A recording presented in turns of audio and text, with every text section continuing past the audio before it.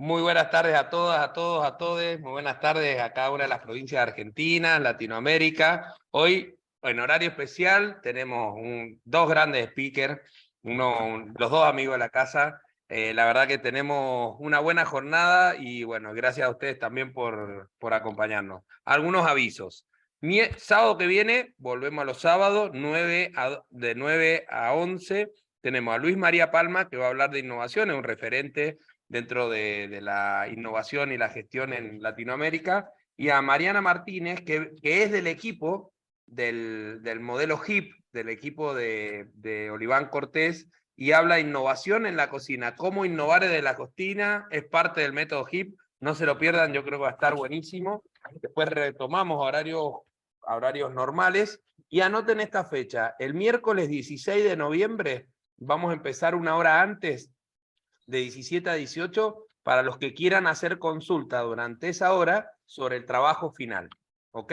Miércoles 16 de noviembre, vamos a empezar a las 17. Las clases común van a ser de 18 a 21. Y en ese periodo vamos, para que se anoten, saquen dudas y puedan tener claro, o por lo menos tratar de dilucidarle alguna de las preguntas que puedan tener con el trabajo final. Lo otro, ya está en el campus y a partir de mañana va a estar en la app de Human el link para inscribirse para la presentación del trabajo final. Recuerden, el trabajo final es individual o grupal hasta 3 y tienen que elegir 2 fechas. Una es el 15 de diciembre y otra es el 15 de febrero. Se tienen que inscribir antes porque según esa carga de presentación nosotros vamos, por el método que vamos a usar, vamos a cruzar entre grupos. No es la corrección, sino la percepción de esa idea que van a presentar a partir del método HIP. Entonces, después solo vemos el 16, pero tengan claro, empiecen ya a optar por la fecha del 15 de diciembre o 15 de febrero, ya está en el campus Vivi, después me decía en qué lugar, y en la app de Human, en documentos, lo podemos poner Colo, a partir de mañana también el mismo link. No sé, Vivi, ¿dónde está en el campus? Está en el espacio que se ha creado para el trabajo final. Al final de todo, del video, ahí está el link Van hasta para el final, ingresar. está el link y ahí optan individual o grupal y la fecha. Si una consulta, yo empiezo a autoconsultar, si es un grupo, ¿uno solo se inscribe y pone los 3 nombres y con eso ya lo Así sabemos? es. Ok, Se toma un referente del grupo, ese es esa persona es la que se va a encargar de inscribir al resto, con lo cual tiene que tener el nombre y el apellido de cada uno, e inscribe al resto, ¿sí? No es necesario que se inscriban, si van a hacer el trabajo grupal, que se inscriban todos, sino solamente el referente inscribe a todos los integrantes del grupo. perfecto. Nos sale bien esto de hacernos preguntas entre nosotros, ¿viste? Como si a alguien le Lo interesara. estamos... Sale bien, por lo menos para la grabación sale perfecto. Bueno, sin más, sin escala, vamos. Hoy recibimos al inicio de esta jornada a un referente, yo diría latinoamericano, en Argentina desde ya, un amigo de la casa que es Fernando Tomeo. Hemos compartido muchísimos espacios en charlas, uno le ha hablado al otro, el otro al otro, como corresponde en estas redes colaborativas. Fernando Tomeo es abogado, especialista en Derecho Digital, Privacidad y Datos Personales, autor de 2 libros, el primero Redes Sociales Tecnología 2.0 y hace poco recién salido del horno, diría yo, pero ahora es todo digital. No sé si lo hiciste, Fer, papel, no lo he visto, pero te he visto la presentación. Sí. Derecho al olvido, grandes temas que han salido, por lo menos en la jurisprudencia argentina, nos va a hablar hoy. Director de Programa Ejecutivo de Derecho y Comunicación Digital de la Escuela de Política, Gobierno y Relaciones Internacionales de la Universidad Austral, director de las Jornadas Nacionales sobre Imagen, Comunicación y Redes Sociales en la Facultad de Derecho de la UBA y profesor de grado y posgrado en Derecho de la UBA y de la Austral, columnista del Diario Nación. Fer, querido, bienvenido, la nave suya, tome el comando. Bueno, Mario, muchas gracias. Muchas gracias por esta presentación tan generosa. La verdad que valoro mucho y estoy muy agradecido de poder participar de esta diplomatura que es número 1 en la región. Y bueno, a vos un agradecimiento muy grande y a todo el equipo también, por supuesto. Y a todos ustedes que de alguna manera hoy están escuchando este intercambio de ideas, esta clase. Yo me voy a permitir compartir pantalla para hacer una presentación de los temas que vamos a conversar, que teníamos pensados para esta clase. A ver si puedo pasar. Bueno, como les dijo Mario, simplemente acá les dejo algún punto de contacto, si ustedes el día de mañana necesitan intercambiar alguna idea, o alguna consulta, o ampliar algún tema, con mucho gusto estoy a disposición de ustedes. Estos son mis 2 libros, Redes Sociales Tecnologías 2.0, este es del año 2013, con 2 ediciones, 2013-2014, publicado por Editorial Estrella, y este es reciente, del septiembre de este año, 2022, Derecho al Olvido Digital, publicado por RIUS. También muchos de los temas que vamos a conversar están reflejados en las columnas del Diario de la Nación. Ahí ahora está por salir una que creo que va a ser bastante interesante, que habla un poco sobre cuando nos dejan, cuando una mujer o nuestra pareja nos deja, cuáles son los efectos. Nos dejan o nos piden un tiempo, ¿no? La famosa "che, dame un tiempo, no sos vos, soy yo". Bueno, esta columna un poco refleja qué pasa o cómo se relaciona eso con la venganza digital, la porno-venganza y el hostigamiento digital, que son otros temas, pero si les copa el tema, les interesa, va a salir publicada en estos días. Los temas que teníamos pensados con Mario para abordar hoy son, en principio, los derechos personalísimos y su relación con Internet y con los buscadores de Internet en particular, el derecho a la imagen, el derecho al honor. No puse aquí el derecho a la privacidad, pero lo vamos a mencionar, los 3 grandes derechos personalísimos recogidos por nuestra ley civil. Vamos a relacionar eso con la responsabilidad, o esos conceptos con la responsabilidad de los buscadores de Internet, precisamente cuando actúan afectando el honor o la imagen de las personas. Vamos a mencionar alguna idea sobre la ética de los algoritmos. Muy rápidamente les diría, tenemos 1 horita y media, les mencionaría algunos conceptos sobre fake news, un tema que está teniendo mucha evolución, en particular ahora en Europa. Y el derecho al olvido digital, que como mencionaba Mario, también ha tenido impacto en la región y en Argentina en particular este año con el caso de Natalia Deney. Estos son los temas que ambiciosamente vamos a tratar de conversar en 1 horita y media. Desde ya me pueden interrumpir y hacer todas las preguntas que ustedes estimen convenientes, con total informalidad, por favor. Antes de meternos en la parte jurídica, yo les comentaría, creo, algunas ideas. ¿Se ve bien el PPT? ¿Sí? ¿Lo pueden Sí, ver bien? perfecto, Se ve bien. perfecto. Genial, buenísimo, gracias. Alguna idea general antes de hablar del derecho, ¿no? Creo que vivimos en el universo de la imagen, esto lo vengo repitiendo hace muchos años. Hoy, yo no sé si lamentablemente, pero todo pasa por la imagen personal, ¿no? Hoy sí, más que nunca, una imagen puede más que 1000 palabras. Y esto de la moda selfie, por eso puse esta foto de esta señorita tomándose una selfie en ropa interior, o esta foto, o esta imagen, de la entrega de los Oscars de hace unos años, donde hay varios famosos, Jennifer Lawrence, Brad Pitt, y otros.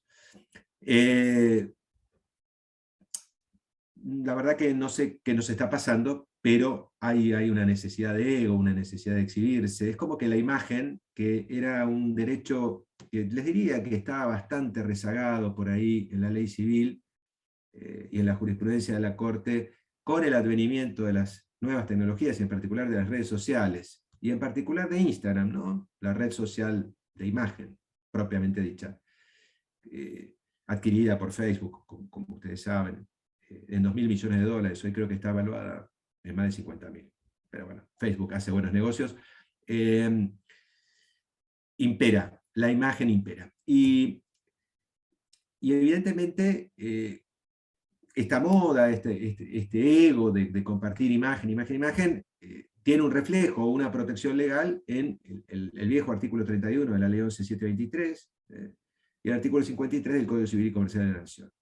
A ver si yo puse, no puse el contenido de los artículos, pero si ustedes lo tienen por ahí, esencialmente lo que dicen ambos artículos, que son espejo, es que nadie puede utilizar tu imagen sin tu consentimiento. Este es el principio general.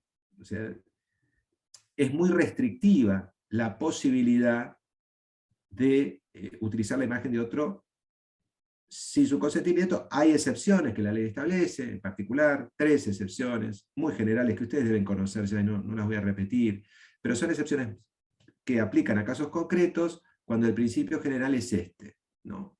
El de no poder utilizar la imagen de otro sin su consentimiento expreso.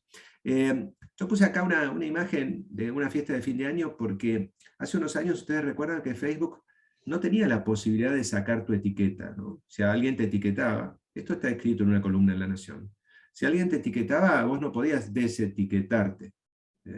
Lo que recuerdo, tuve un caso hace muchos años de un señor que en una fiesta de fin de año como esta fue etiquetado, señor que le habían abierto una cuenta de Facebook, fue etiquetado con unas copas de más, y esa etiqueta le generó muchos problemas personales en su matrimonio y también problemas personales en el trabajo.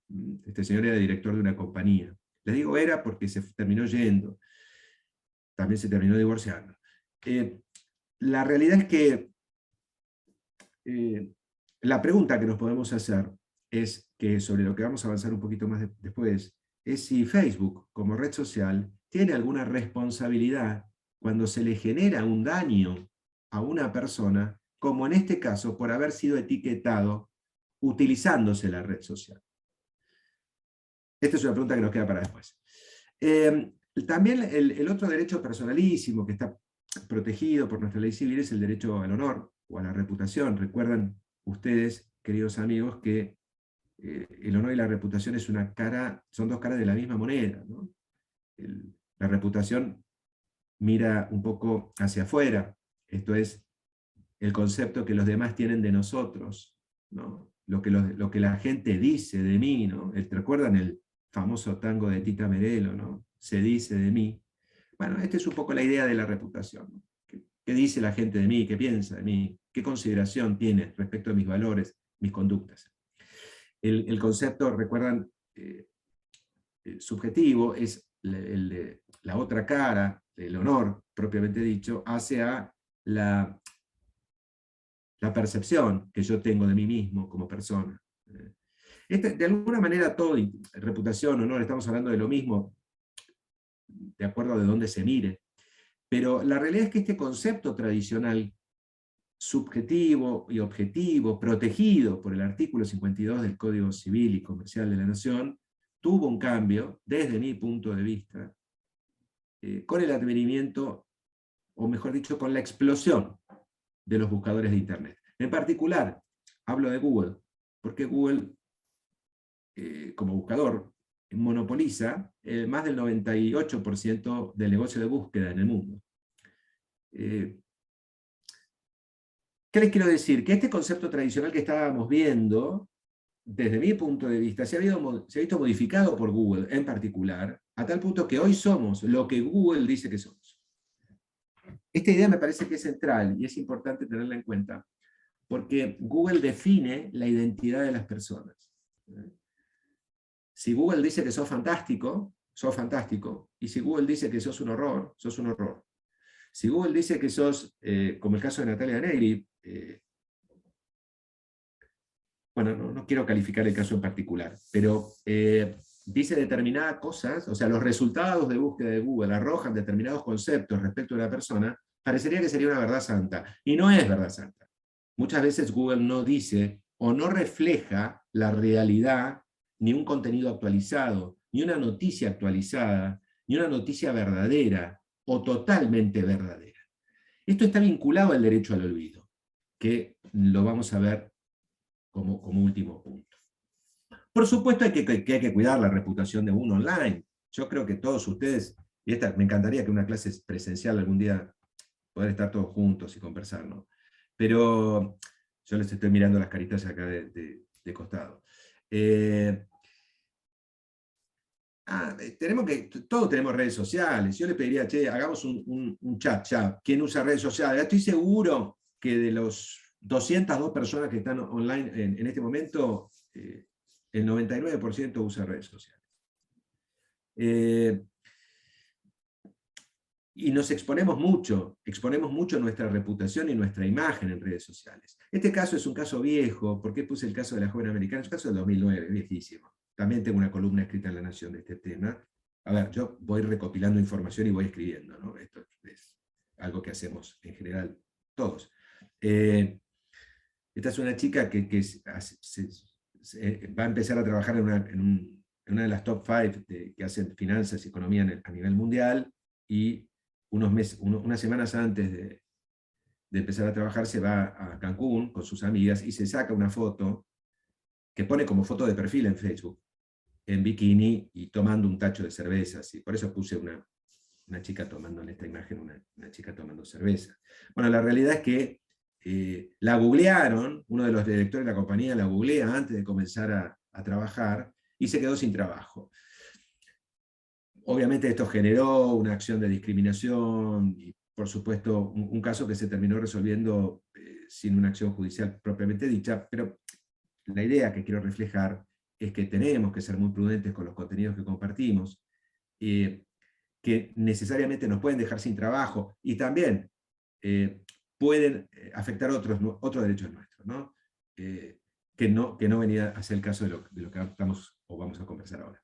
Bien, ha habido casos de afectación de reputación 2.0, casos de jurisprudencia, estos dos, Silvina Luna y Florencia Peña, pero yo les voy a mencionar un caso de afectación de reputación y también de privacidad, que es un caso interesante desde el punto de vista jurisprudencial, es viejo también, de 2011.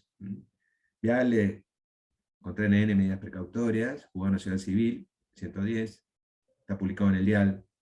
Está publicado en el Dial junto con un comentario mío de esta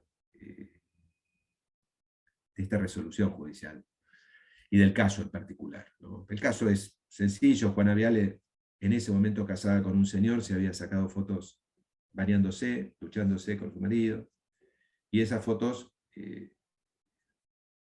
replicaron en distintas plataformas de internet, se filtraron y replicaron. Esto generó una medida precautoria, la necesidad de meter una medida precautoria a la justicia civil en plena feria judicial, lo cual no, ustedes saben que cuando uno, no sé si ustedes, no les comenté, pero yo ejerzo, yo trabajo de abogado, este es mi laburo. O sea, yo trabajé en la justicia penal muchos años, después me fui de la justicia penal cuando era muy joven, después porque me fui a trabajar como director legal en una compañía, en un supermercado, y después terminé trabajando en la profesión porque ese supermercado pasó algo. Pero la realidad es que ejerzo la profesión, y este es un caso particular, en el cual, y a esto me refería, ¿no? Ustedes saben que cuando van a meter una medida cautelar en una feria judicial, la verdad que no es muy bien visto, porque claro, pues los jueces están de vacaciones, en definitiva. Siempre hay un juez de feria, por supuesto. Pero bueno, nada, este caso es interesante, tuvo su repercusión pública, y me parece que lo más sustancioso o interesante a los efectos de nuestra clase es que el fallo trata el derecho a la privacidad y el derecho a la reputación de Juana Viale, y cómo se puede ver afectado en un caso de una filtración y de réplica de esa información en distintos sitios web, facilitando la réplica, el actuar de Google. Y reitero, cuando hablo de Google, hablo de cualquier buscador, pero vamos a hablar de Google en particular, porque Google es Google. A ver si hay alguna pregunta, pues yo veo que en el chat algo escriben y no son todos generales columnas. Ah, muchas gracias. No, comentarios, todo que te ven. Decite tu Twitter, parece que eso tenés follower acá. Sí, Tirate el sí. Twitter, ¿cuál es para que te sigan? Fernando Tomeo es mi Twitter. Listo, Sí, es genial, es genial. Sí. Ahí está Verónica López Uriburu. Un gusto, Verónica. Gracias por tu comentario. Bueno, bien. Este es un casito que pueden leer, que yo este material se lo pasé a Celina. Esto no a mencionar esto, pues es muy obvio. Este es un caso, uno de los primeros casos que tuve. Hablemos un poco de la reputación personal o el derecho al honor en redes sociales, ¿no? Hasta ahora hablamos del caso de Juana, que ve afectada en particular. No les conté lo que pasó, o sea, la medida cautelar ordenó a Google dejar de relacionar esas imágenes con el nombre de Juana Viale.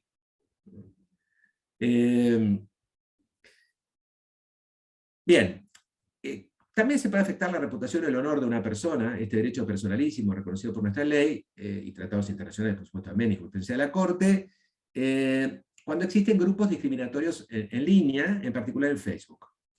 Este es un caso muy antiguo, también tengo escrito una columna del año 2009 en la ley, no es una columna, es un artículo de doctrina, sobre un caso que también me tocó participar de una gente que en Bahía Blanca, había unos tipos, en Bahía Blanca habían creado un grupo de opinión en Facebook, que decía hay que matar a la muda de la esquina, se llamaba el grupo, ¿no? Tipos muy, muy sensibles, por cierto, ¿no? Hay que matar a la muda de la esquina. La muda era una señora que estaba en la esquina de un barrio, un barrio bastante posta de Bahía, donde pedía limosna, ¿no?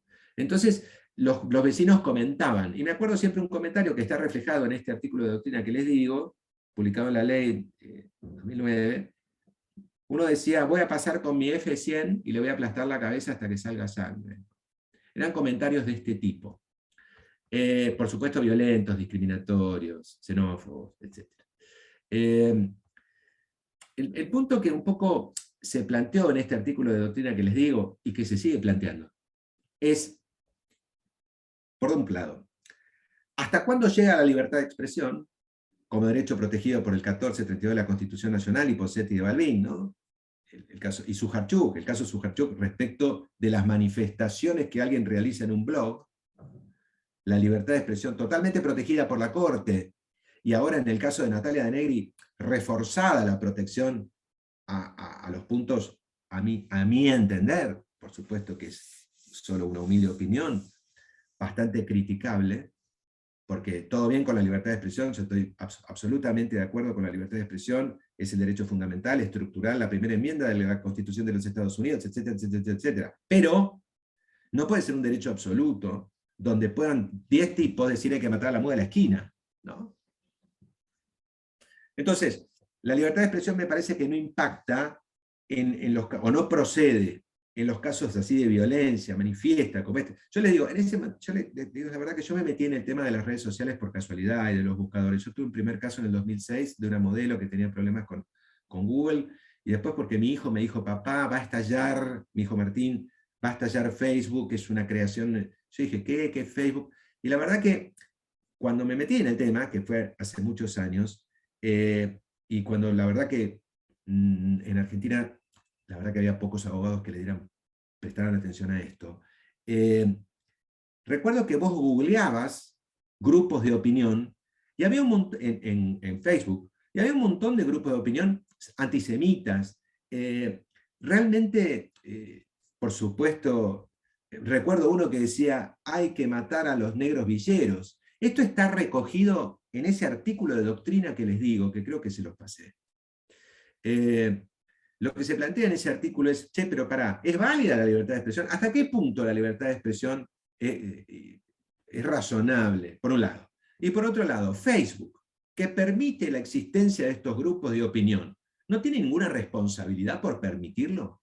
¿Por colaborar con la existencia de estos grupos? Que obviamente afectan la reputación de la gente, de la muda, de los negros villeros, ¿no? de los que dicen que son negros villeros, etcétera, etcétera.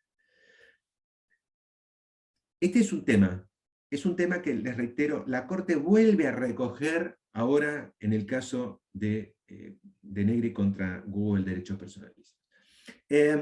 Otro de los casos de donde se ve afectada la reputación es el de los blogs. Yo acá puse el ejemplo de los blogs. Hoy los blogs no los usa nadie, pero si ustedes se meten un poquito en el tema, van a ver que siguen existiendo blogs como WordPress, Blogger, Medium. Esto es, plataformas digitales donde la gente se dedica a difamar a otras personas. También hay un caso que está publicado en La Nación. Ustedes pensarán, pero este pibe no viene a contar toda La Nación. Y no, o sea, sí. Voy tratando de relacionar por si ustedes lo quieren profundizar. Pero, Per, sí, mira, porque explota el chat, imagínate este tema. Tenemos un par sí. de preguntas. Ahí Guadalupe Dale. Salvadores dice, ¿hasta dónde llega la libertad de expresión cuando se utiliza para generar odio en las redes sociales y incentivar acciones delictivas o atentados en contra de autoridades, por ejemplo? Y dice Isabel, en línea con eso, dice, el derecho a la libertad tendría la red social para limitar legítimamente lo que se publica y eso no transforma en limitación de derecho a expresión, y por cierto, que eso sea utilizado por el gobierno de turno. Y también yo te agregaría el rol de los buscadores con sus moderaciones, ya sea automatizadas o humanas, ¿no? La moderación del discurso. Bien. No sé si lo tenemos adelante seguro, pero bueno, somos ansiosos. No, sí, está un poquito, pero, a ver, pero voy a tratar a ver si te puedo hacer algún comentario respecto de lo que decían acá. Para nada legislar lo que publica, se transforma una limitación de derecho de expresión y por cierto se utiliza para el turno. Sí, a ver, Esta es Moira, o José Manuel Igarzada. Sí, vamos a avanzar sobre esto más adelante, pero una idea general, o por lo menos una opinión al respecto de lo que ustedes están planteando. Desde mi punto de vista, la libertad de expresión no es un paraguas que permite cualquier cosa. O sea, yo creo que la libertad de expresión es el derecho de los derechos, la garantía de las garantías, como dicen los americanos, pero no es un vale todo. Entonces, como dice ahí una compañera, dice, es permanente, nadie lo regula, una denuncia en redes sociales a los administradores no pasa nada porque los algoritmos no los captan. Es cierto, estoy de acuerdo. O sea, vos haces una denuncia en redes sociales para la eliminación de un contenido, xenófobo por lo menos, y hoy te pueden llegar a dar bolilla, pero hace 10 años atrás nadie te escuchaba. Y hoy también, piensen ustedes todos los problemas que ha tenido Facebook con los moderadores, ¿no? Con los moderadores. Moderadores que los han criticado, que los han puesto en tela de juicio, que en definitiva no existen pautas claras y concretas para moderar contenido. Y la pregunta del millón es, ¿Facebook puede moderar contenido? ¿Debe moderar contenido? ¿Tiene derecho a moderar contenido? Igual que Google, ¿no? Bueno, después le voy a contar un caso actual, que en este momento estoy reclamando a Google una moderación de contenido. Ningún derecho es absoluto, dice Isabel, totalmente de acuerdo, pero, claro, los precios son tantos que se me van. Si no tires consigna, que esta bien. comunidad te responde, no lo A full. alcanza a leer. No, Sí. no, a full. Yo hago la moderación y el filtro de censura de las preguntas. Ok. Sí, soy tu algoritmo, no te preocupes. Lo entiendo. Si escribo un insulto o una amenaza con signos al medio o separando sílabas, ya no toman como un contenido. Claro, a moderar. Bueno, sí, Guadalupe. A ver. Acá Guadalupe dice, si yo escribo un insulto o una amenaza con signos al medio o separando sílabas, ¿ya no lo toman como un contenido a moderar? Mirá, la verdad, te soy honesto, desde mi experiencia, toman lo que quieren y lo que no quieren no lo toman. Y si tenés un amigo que trabaja en Facebook Argentina, seguramente lo toman. Perdón, no quiero pero no existe un criterio, desde mi punto de vista, cierto, determinado, concreto y razonable. Es bastante de acuerdo a quien te toque, ¿no? Y a eso, a quien te toque, al moderador que te toque. Bueno, sigo porque si no, no avanzamos. Otra forma de afectar la reputación de una persona es a través de los trolls. Ustedes que recién hacían muchos comentarios respecto de la política, bueno, esto es muy usual, recuerdan los famosos el caso de Bolsonaro, ahora Lula, ¿no? La difamación de un político hacia otro, esto es muy común en la política, y en definitiva, todos estos casos, este caso del empresario, la secretaria, la odontóloga, que no se los cuento porque yo me empezó contando casos, pero todos en definitiva están planteando dos temas en particular que ustedes estaban planteando en sus comentarios. Primero, ¿hasta dónde llega la libertad de expresión? ¿Cómo ponderarla respecto de otros derechos personalísimos? Por un lado. Y por otro lado, ¿cuál es la responsabilidad de los buscadores y de las redes sociales cuando se afecta la reputación de una persona, utilizando esos contenidos, ¿no?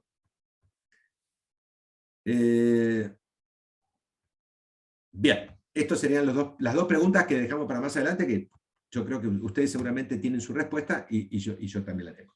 Bien, otra forma de afectar la reputación es a través de las calumnias e injurias online, ¿no? Esto también es muy común, es muy usual. Si a ustedes les interesa el tema, yo escribí un capítulo sobre este tema en un libro de Daniela Dupuy, Cibercrimen, el tomo 1, la primera versión de Daniela, tiene varias versiones.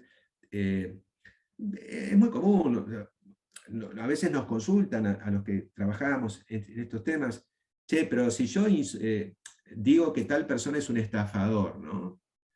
En Twitter, ¿es lo mismo que decirlo personalmente? Y seguro que sí es lo mismo. En definitiva, Twitter es una plataforma de expresión, ¿no? Es una plataforma digital, pero es lo mismo que vos afectes la reputación de una persona o calumnies a una persona en la calle, en la esquina de tu casa, o que lo hagas en Twitter o en Facebook o en la red social que sea. Este tema se trata en ese capítulo que les comento. Bien, hasta ahora entonces hemos hablado del derecho a la imagen, personalísimo, hemos hablado del derecho al honor, como derecho personalísimo, no hablamos de la privacidad, pero un poco está relacionado al caso de Juana, ¿no?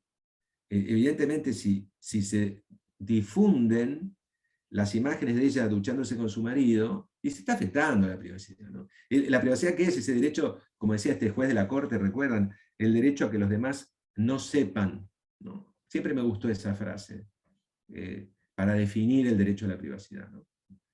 El derecho a que los demás no sepan. Obviamente se ha afectado ese derecho si se difunden imágenes de Juana, las imágenes de Juana que conversamos. Bueno, entonces, hasta ahora hemos hablado de la reputación a nivel persona, pero también existe una reputación corporativa. Y esto, si alguno de ustedes ejerce la profesión y trabaja para una empresa, para una compañía, cualquier compañía, creo que son conceptos a tener en cuenta. Primero, que la reputación de una compañía es un activo intangible. Esto es que nosotros no lo vamos a ver reflejado en un balance, ¿no? Agarramos activo, pasivo, balance, ¿no? Patrimonio neto. No es una cuenta del patrimonio neto de un balance cualquiera, pero evidentemente es un activo intangible que define a una compañía. El punto es que las redes sociales, desde mi punto de vista, han afectado o pueden afectar sustancialmente como verdaderos espacios de poder la reputación de una compañía. Porque hoy es un libro de quejas, las redes sociales. Esto ustedes lo han experimentado, ¿no? O sea, acá Cablevisión funciona muy mal. Yo me acuerdo que la otra vez me agarró un ataque de pánico, porque también tenía que dar una clase, y empecé a tuitear. Y me acuerdo que me llamaron de Cablevisión, en realidad me llamó una persona que conozco que trabaja en Cablevisión, y me dijo, Chefer, ¿qué pasa?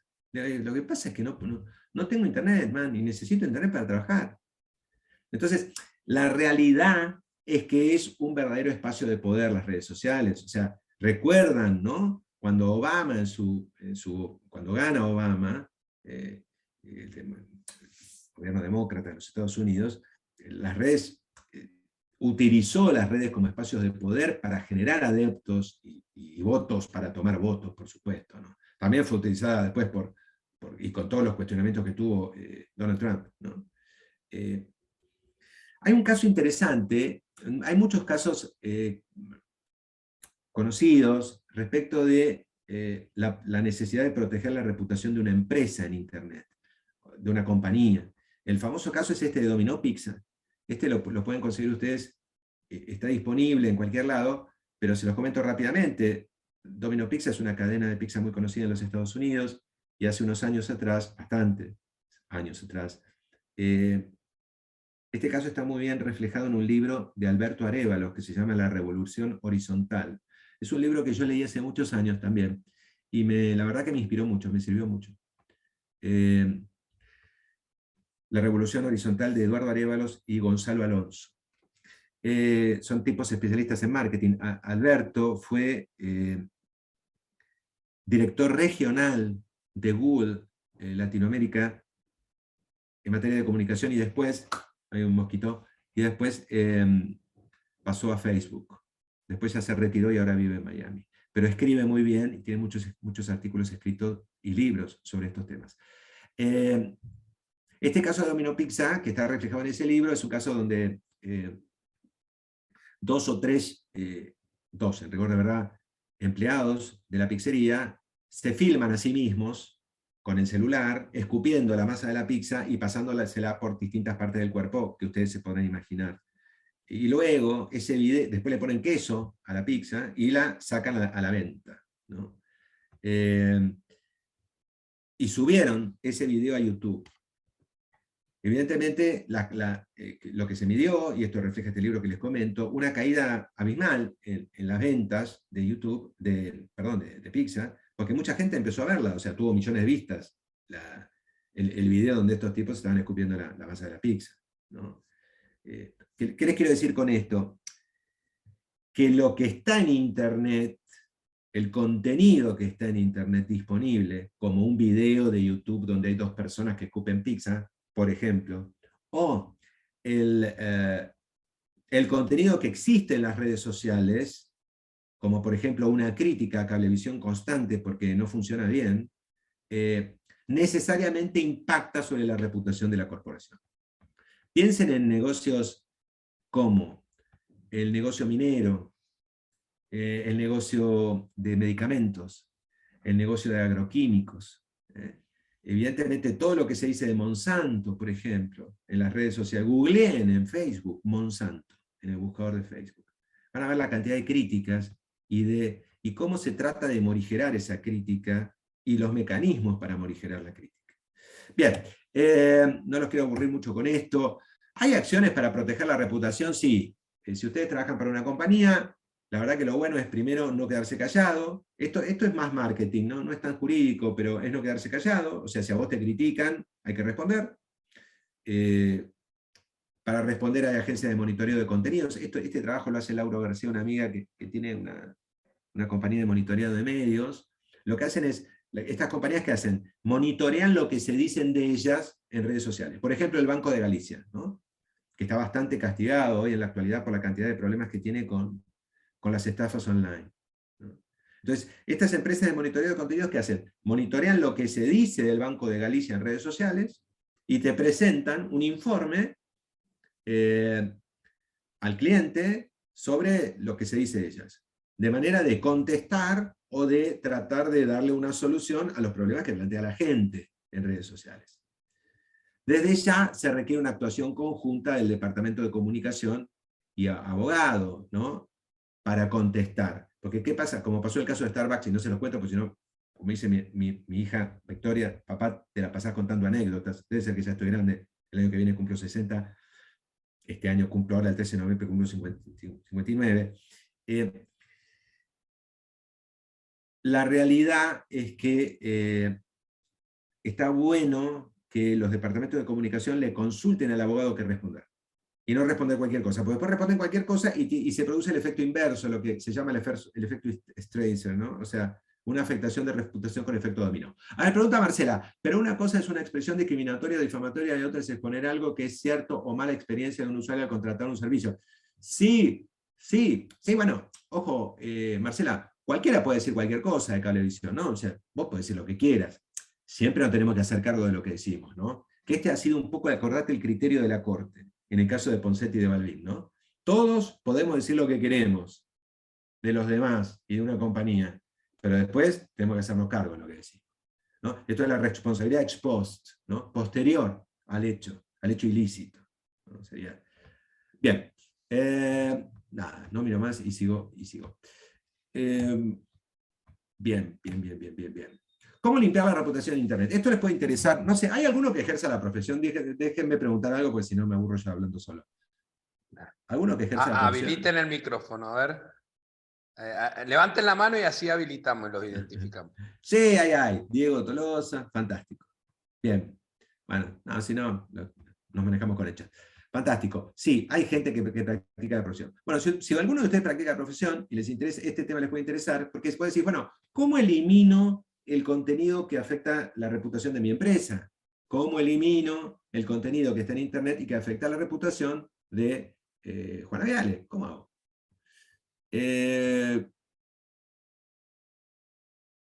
Generalmente el community manager tratan de ir por mensaje privado y tratan de sacar de la crisis del público. Sí, tal cual, Lala dice que qué pasa con el community manager que trata de dar respuesta. Es cierto, viste que Mercado Libre, por ejemplo, hay millones de personas que se quejan de Mercado Libre en Twitter y ellos te dicen, comunicate con nosotros por DM, mensaje privado, o mensaje directo, y por ahí tratan de solucionar el tema para, como dice Lala, para sacar la crisis de lo público. Esto es para que la crisis de comunicación no se manifieste en el espacio virtual y lo lea cualquiera. Bien, ¿cómo eliminás contenido entonces? El cleaning digital. Esto se llama cleaning digital. Entonces, hay técnicas extrajudiciales y judiciales. Primero, las técnicas extrajudiciales. Yo soy partidario, como abogado, de tratar de no judicializar los casos, porque cuando vos metés un caso en la justicia, la justicia puede funcionar muy bien o puede funcionar muy mal, pero la realidad es que siempre hay tiempo, ¿no? Juega la variable tiempo. Y el tiempo no le conviene al cliente, porque el tipo quiere resolver su problema rápidamente. Entonces, me parece que la mejor técnica es siempre tratar de ir por lo extrajudicial. ¿Cuáles son las técnicas extrajudiciales para limpiar o eliminar contenido que afecte la privacidad o la reputación? Y acá están las etapas del cleaning. Bueno, primero, detectar lo que se dice de mí, que afecta mi reputación, la de Fernando, o que afecta la reputación de, no sé, la Serenísima Sociedad Anónima, para poner. Entonces, para eso la contratamos a Laura, o hacemos nosotros un googleo, o a través de los distintos buscadores, para tratar de detectar cuál es el contenido que afecta la reputación de Juana, por ejemplo. Después tenemos que limpiar. ¿Cómo limpiamos el contenido? Y acá está lo más complejo. El contenido, generalmente, supongamos una nota, una noticia falsa que dice que Juana, vamos a sacar a Juana el ejemplo, que dice que Fernando es estafador. ¿Cómo eliminamos esa noticia del diario La Voz del Interior de Mendoza, por ejemplo? Inventé el nombre del diario porque no sé si hay una Voz del Interior de Mendoza, pero supongamos que hay una Voz del Interior. La mejor forma de eliminar el contenido es contactarse con el editor y solicitarle la eliminación del contenido. Y ustedes me dicen, pero el editor te escucha. Sí, te escucha, obviamente, te escucha. Y si no, tenés que ir personalmente a hablar con él y decirle, che, mira, este contenido lo tenés que eliminar, porque vos que lo subiste a internet lo tenés que bajar por tal y tal motivo. Si ese señor logra darlo de baja, y lo da de baja el contenido que afecta a la reputación de una persona, después el segundo paso para limpiar un contenido de internet es eliminarlo de la memoria caché. ¿Qué es la memoria caché? La memoria caché es una memoria residual que tiene Google. Google tiene como un backup de todo lo que está en internet. Suponete que vos en internet tenés, en la web, ¿no? La www. Vos tenés, no sé, 10.000 millones de contenidos subidos a la web. Google tiene una memoria de esos 10.000 millones de contenidos. Entonces, por más que vos elimines el contenido de su fuente original, que afecta la reputación o la imagen o la privacidad de Fernando, después tenés que eliminarlo del caché, porque si no sigue teniendo visibilidad. Cuando se lo googlea a Fernando, Google va a sacar a la luz como resultado de búsqueda ese resultado de memoria caché. Ustedes me preguntaron, Fernando, ¿y cómo eliminamos? Bueno, Google proporciona un formulario online, como así también proporciona un punto de contacto para eliminar la memoria caché. Acá Lala dice, se llama al diario y se pide que lo baje. Sí, claro. Es lo que habíamos dicho. Ahora, suponete que vos te encuentres con un editor que es un necio, por ejemplo, y que no quiere dar de baja el contenido. Me ha pasado muchas veces. Pues te dicen, no, yo ese contenido lo voy a dejar en línea, porque vos, Fernando, es semi-estafador, y vos me tenés que probar que no estafó, y vos me tenés que... O puede ser que a ese señor también le hayan pagado para que suba una noticia falsa que afecte la reputación de Fernando. Lo que en la jerga se conoce, le hayan dado un sobre, ¿no? Que ustedes lo deben haber escuchado. Bueno, en ese caso, como con ese señor no se puede razonar, ahí lamentablemente tenemos que ir por dos técnicas.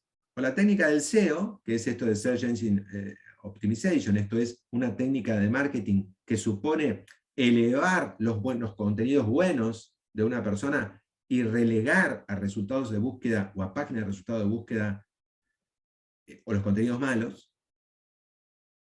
Esta es una posibilidad. O la otra posibilidad es sí generar una acción judicial que podrá ser una medida cautelar a nivel nacional, o algunas provincias, como la provincia de Formosa, por ejemplo, tenía algún caso en Formosa, te permiten las medidas autosatisfactivas. Recuerda que las medidas autosatisfactivas son cautelares que se agotan en sí mismas, ¿no? O sea, donde vos después no tenés que iniciar un juicio de daños y perjuicios, sino simplemente se agota la medida, vos le pedís a Facebook que dé de baja tal contenido. Facebook dice, no, no lo quiero dar de baja. A un juez le dice, señor, usted dé de baja ese contenido. Le dice a Facebook, ¿no? Esta medida autosatisfactiva. Le reitero, algunas provincias argentinas la prevén. Lamentablemente a nivel nacional ha habido un proyecto de ley, inclusive Lilita Carrió, de hace un par de años atrás. Ah, mirá vos, bien, Verónica, sí, claro, genial. En Formosa van las autosatisfactivas. Lo que les decía, Carrió presentó un proyecto de ley para incorporar al Código Civil y Comercial de la Nación las medidas autosatisfactivas, pero lamentablemente no prosperó. Bien, ustedes se preguntarán, che, pero esto que está diciendo este tipo, ¿tiene aplicación en la práctica? Sí, tiene aplicación en la práctica. De hecho, George Clooney y Lady Gaga tienen abogados que se encargan de administrar su reputación en Internet. Lo que se dice de ellos y limpiar lo malo. Si a ustedes les interesa, ¿sí? No quiero ser autorreferencial siempre, pero es ver, hay una nota publicada online en CNN de hace bastantes años en Miami, donde yo hablo de este tema, de cómo limpiar la reputación en Internet. Se llama, está en CNN, Fernando Tomeo. Ah, mira vos, yo interpuse una medida autosatisfactiva publicada en una cámara GESEL. Bien, Lorena, bien, bien. Bien hecho, bien hecho. Después no sé, si querés comentarnos bien. Bueno, entonces, ¿qué hemos visto hasta ahora? ¿No? Hagamos un reconto en esta horita que más o menos estamos por cumplir. Hemos hablado del derecho personalísimo a la imagen, al honor y a la privacidad. Protegidos por la Constitución Nacional, por la ley positiva, por la ley civil y, por supuesto, amparados por la jurisprudencia de la Corte. Hemos hablado de casos particulares, de afectación de reputación en redes sociales, el de la muda, de afectación de reputación a través de la utilización de trolls, esto es de tipos a los que se les paga para hablar mal de otros en redes sociales. Hemos hablado de las calumnias e injurias online. Y todos estos derechos personalísimos han determinado que en el buscador, Google en particular, la jurisprudencia se ha expedido sobre cuál es la responsabilidad de los buscadores cuando se afectan derechos personalísimos de terceros a través de la búsqueda. Dicho de otra manera, ¿debe responder Google civilmente cuando relaciona el nombre y apellido de una persona a un contenido que afecta su reputación? Esta es la pregunta. ¿Debe responder Google cuando yo incorporo el nombre Fernando Tomeo en el campo de búsqueda y los resultados de búsqueda que Google ofrece afectan la reputación de Fernando Tomeo? Puede ser que es un estafador, qué sé yo, no sé, cualquier cosa, cualquier barbaridad. Este planteo, queridos amigos, se realizó en el año 2006.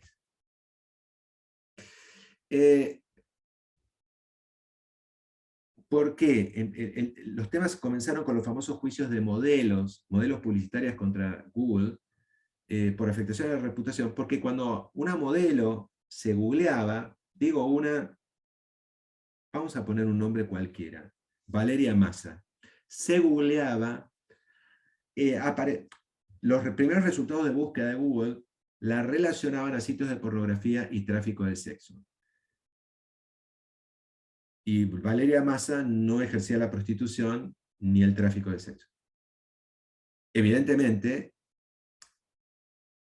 había sitios web que utilizaban la imagen de Valeria Massa y su nombre como supuesta prostituta. Recuerdo sitios como, por ejemplo, había uno que se llamaba www.gatitas.com, otro www.escortsargentina.com. Sitios que vos no podías identificar al autor del sitio, al creador del sitio. Entonces, como no podías identificar al creador del sitio, en el sitio vos entrabas, suponete, a www.gatitas.com y te aparecía un menú de mujeres que se ofertaban como prostitutas para extranjeros.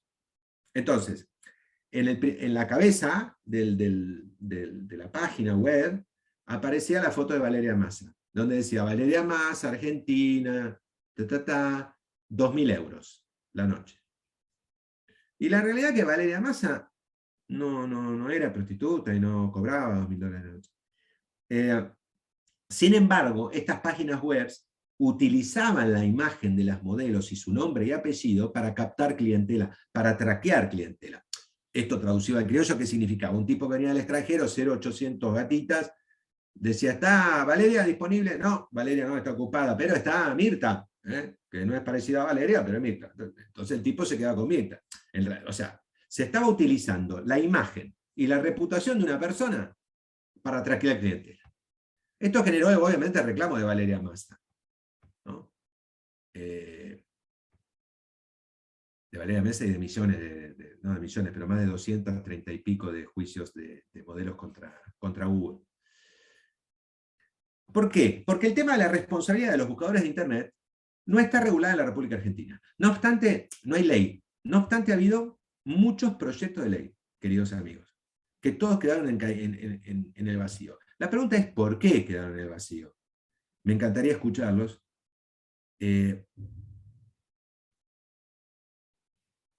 Todos quedaron en el vacío. Ahí en el librito, no es librito, es un buen libro, el primer libro este que yo les decía, Redes Sociales, Tecnología 2.0, 2013, toda una descripción ahí de los proyectos de la ley. Una crítica también. Fer, Sí. ¿y cómo son los modelos en el mundo, en el derecho comparado? ¿Cómo son los modelos del más restrictivo al más libre? ¿Cómo te lo imaginás y cuál en Latinoamérica qué se va adoptando? Digamos? Bien, es buena pregunta, Mario. Mirá, en general, o sea, nosotros, te reitero, no tenemos ley, pero todos los proyectos serios aplican un principio que los americanos llaman, que lo aplican los americanos para la propiedad intelectual, que se llama Notice and Takedown, ¿no? Esto es, yo, Valeria Massa, afectada por un contenido que Google indexa, recordemos que indexar significa traer a la luz, hipervincular, relacionar, ¿no? Lo que busco con un resultado de búsqueda. Eso es indexar, ¿no? Eso significa indexar. Entonces, la mayoría de estas legislaciones, por ejemplo la americana, Mario, que es una ley que se llama la Ley de Decencia de las Comunicaciones y del año 98, la norma, prevé este mecanismo de Notice and Takedown. Subrayé, yo soy Valeria Massa, dicen que soy prostituta en el sitio tal, entonces yo notifico a Google que existe ese sitio y ese contenido que afecta a mi reputación, y Google tiene que dar de baja el contenido, notice, para que lo dé de baja, ¿no? Take down. Y si no, Google responde por los daños y perjuicios causados. Este sería más o menos ese esquema que está previsto en la legislación americana para la propiedad intelectual, se ha transferido, se aplica en la actualidad para los contenidos relacionados o vinculados por Google, o también para los contenidos existentes en redes sociales. Que te diría que es un poco la línea también de la legislación europea. Y te diría también que yo creo que podría ser un mecanismo a tomar en Argentina, más algo más. ¿Y qué es más ese algo más? Que también lo he escrito, es que, y ustedes saben, porque ustedes han visto y están en esta super diplomatura, y seguramente han hablado de datos personales, y ustedes saben que, de acuerdo al Reglamento de Protección de Datos de la Unión Europea y la legislación europea, las compañías tienen que actuar en forma proactiva, ¿no? El principio de la proactividad. Esto es, me tengo que mover, tengo que ser proactivo para darle soluciones a la gente. Y esto es lo que Google debería hacer en una normativa en Argentina. Google y todos los buscadores, ¿no? Ser proactivos. Esto es, esto lo he dicho 200 millones de veces. ¿Qué le costaría a Google poner un 0800 Google, donde vos te puedas comunicar con Google y alguien te atienda y vos le puedas explicar, mirá, Google, lo que dice ese señor de mí es falso? Está bien, ustedes me pueden decir, bueno, pero hay cosas que no son falsas. Está bien, lo que no sea falso, lo que sea de duda, que se judicialice.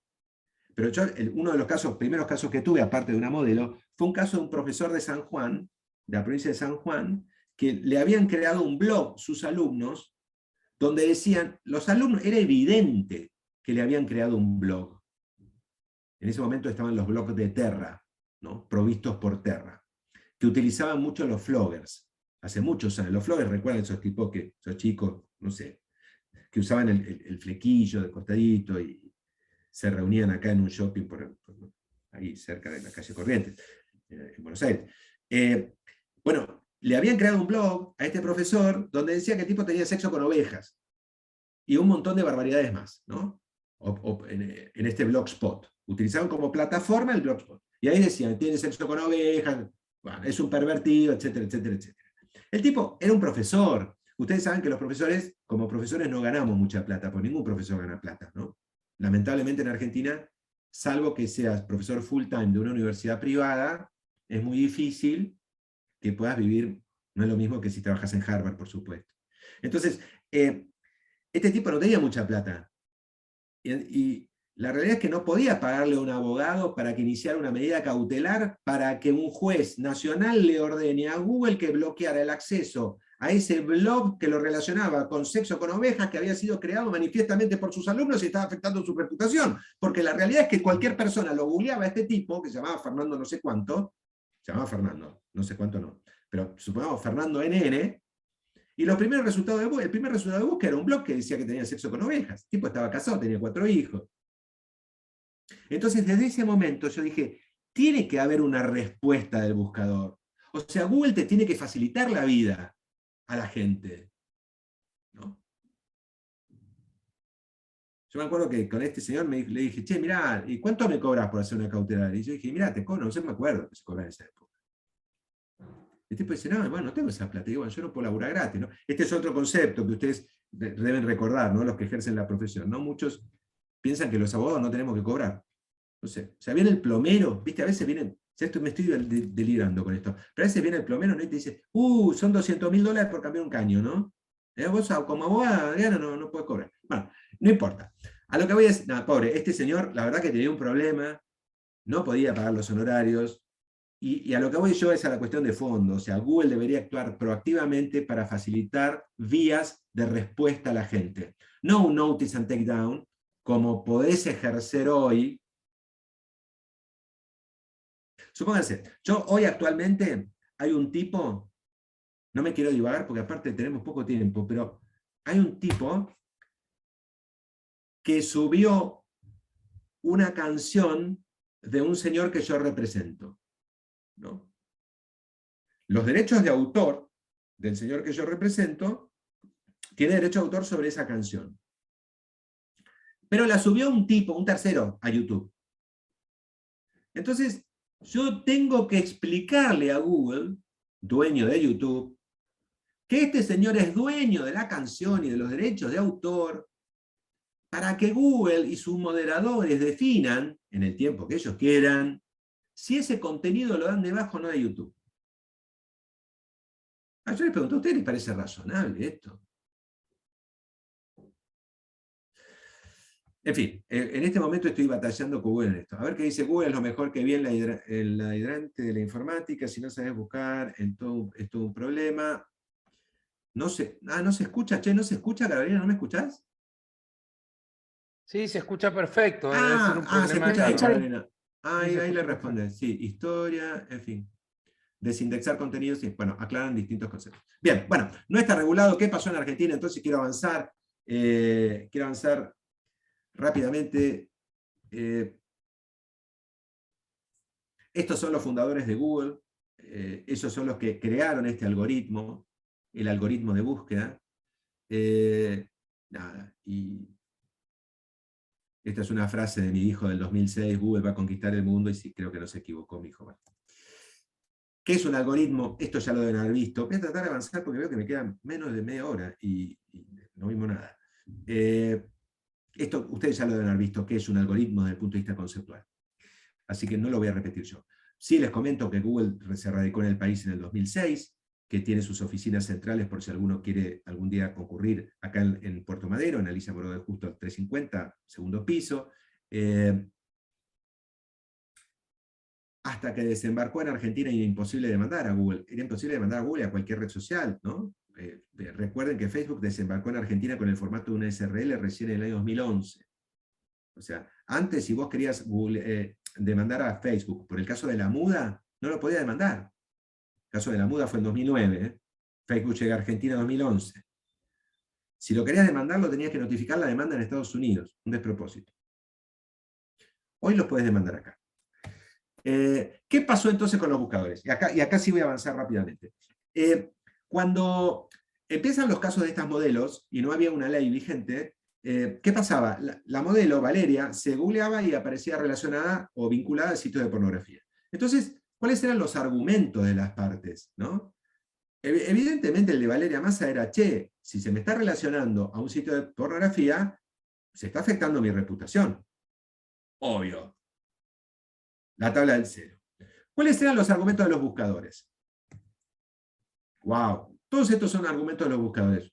No los voy a decir uno por uno, por una cuestión de tiempo, pero el principal argumento es, yo no tengo nada que ver, el número 1, yo no tengo nada que ver, soy un intermediario. El número 2, si a mí me ordenan que yo bloquee páginas que dicen que Valeria Massa es prostituta, estoy afectando la libertad de expresión. ¿Qué libertad de expresión me hablas de decir que Valeria Massa es prostituta? ¿No? No sé. Bien, y estos otros argumentos. Para los que son más técnicos, si alguno va a demandar a Google, una defensa que te van a oponer es la excepción de falta de legitimación pasiva. ¿Recuerdan? Excepción de falta de legitimación pasiva, te dicen, no, a mí no me puedes demandar en Google Argentina SRL. No me puedes demandar porque el contenido que está afectando tu reputación está en los servidores ubicados en California. Así que tenés que demandar a la sociedad madre. Este argumento los jueces los han desechado y hay muchísima jurisprudencia, inclusive en esos fallos que yo les comentaba de automedidas autosatisfactivas en Formosa, tratan este tema. Bien, evidentemente como no había ley y no existía una norma, y los buscadores decían que se afectaba la libertad de expresión si ellos eliminaban contenido, y los modelos decían, che, pero eliminé ese contenido que está afectando a mi honor, se empezaron a salir los fallos. Fallo de la Sala D, caso Bandana. ¿Por qué es el caso Bandana? Porque esta chica es Virginia Dacuna, que era integrante del grupo musical Bandana, que muchos de ustedes quizás lo recuerdan, porque tenían distintos temas musicales. Yo me acuerdo que llegué a mi hija Victoria al Gran Rex a verlas en su momento. El fallo de primera instancia, Juzgado Civil 75, condena a Google por daños y perjuicios y desarrolla una figura que desde mi punto de vista es bastante interesante, que es la figura del facilitador. Dice esta sentencia de la doctora Virginia Simari, Juzgado Nacional de Primera Instancia, lo civil, número 75. El fallo es muy interesante, primer fallo que sale en Argentina, primera sentencia, primera instancia, desarrolla la figura del facilitador, esto es, lo que dije de la doctora Simari, es que Google actúa como contributory infringement, esto es, toma una figura de responsabilidad, de lo que los americanos llaman responsabilidad vicaria, o el que contribuye a la generación del daño. Esto es, vos no sos el autor del daño directo, pero sí contribuís a la generación del daño. Como tal, tenés que responder en los mismos términos que el autor, o el que genera el daño, el autor del contenido.